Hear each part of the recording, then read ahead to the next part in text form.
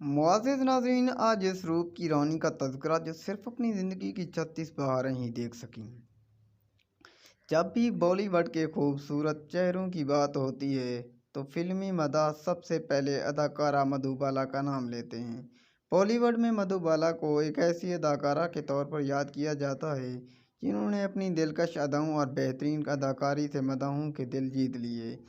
مدھو بالا کے والد عطا اللہ خان کی ملاقات ایک نجومی سے ہوئی جس نے بتایا کہ مدھو بالا مستقبل کی بہت کامیاب اداکارہ بنے گی۔ مدھو بالا کا اصل نام ممتاز جہاں بیگم تھا۔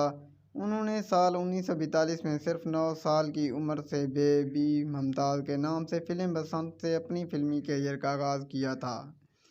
اس وقت کی مشہور فلم ساز دیوگا رانی نے انہیں مدھو بالا کا فلمی نام دیا۔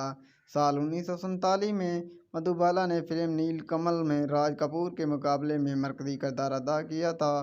انتہائی خوبصورت اور معصوم سی مسکراہٹ بکھیرنے والی مدھو بالا کا شمار ہندی فلموں کی سب سے بااثر شخصیات میں کیا جاتا ہے۔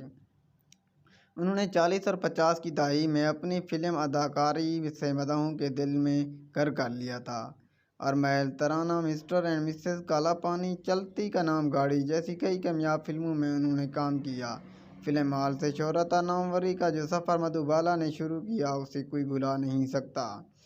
محل کے بعد تو انہوں نے پیچھے مڑ کر ہی نہیں دیکھا اور ایک سے بڑھ کر ایک کامیاب فلمیں دیتی رہیں جن میں دلاری، بے قصور اور ترانہ جیسی سپر ہٹ فلمیں شامل ہیں۔ شہرائے آفاق فلم مغل اعظم جس کے بعد مدھو بالا صرف اداکارہ نہیں رہیں بلکہ سینما کی تاریخ میں لیجنڈ کی حیثیت اختیار کر گئی۔ اپنی مختصر زندگی میں مدھو بالا نے 24 فلموں میں کام کیا جن میں سے زیادہ تر سپر ہٹ رہیں۔ دلیپ کمار کے ساتھ مدھو بالا کی جوڑی کو دیکھنے والوں نے کافی پسند کیا۔ مدھو بالا اپنی خوابناک آنکھوں اور حسن کی وجہ سے بہت مشہور تھی، لیکن جو لوگ ان کو حقیقی زندگی میں دیکھا کرتے تھے ان کا کہنا تھا کہ اسکرین مدھو بالا کے حسن کو بمشکل نصف ہی دکھا پاتا تھا۔ فلم مغل اعظم کی شوٹنگ کے دوران دلیپ کمار اور مدھو بالا کی محبت اپنے عروج پر تھی۔ مدھو بالا ملاقات فلم جوار بھاٹا کے سیٹ پر شہنشاہ جذبات دلیپ کمار سے ہوئی تھی اور یہ ملاقات دوستی سے محبت میں کب بدل گئی پتہ ہی نہ چلا۔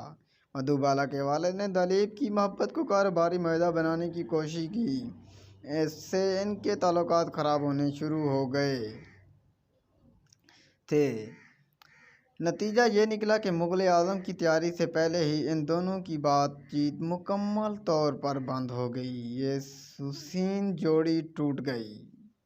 دلیپ سے دل ٹوٹنے کے بعد مدھو بالا نے اپنے والد سے کہا کہ اگر میری مرضی سے شادی نہیں ہوئی تو میں آپ کی مرضی سے بھی شادی نہیں کروں گی۔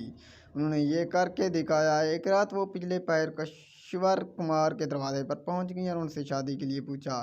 کشور کمار جو پہلے سے اس کے منتظر تھے وہ بھلا کیسے انکار کرتے اور یوں ان دونوں کی شادی ہو گئی۔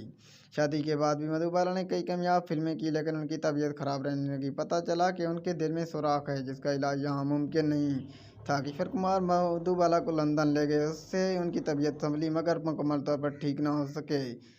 وہ واپس ہندوستان آ گئی، پھر فلموں میں کام کرنا شروع کر دیا۔ ناظرین، اس انفارمیٹیو ویڈیو کے بارے میں کمنٹ ضرور کیجیے گا۔ اگر آپ نے ہمارے چینل کو سبسکرائب نہیں کیا تو کر لیں۔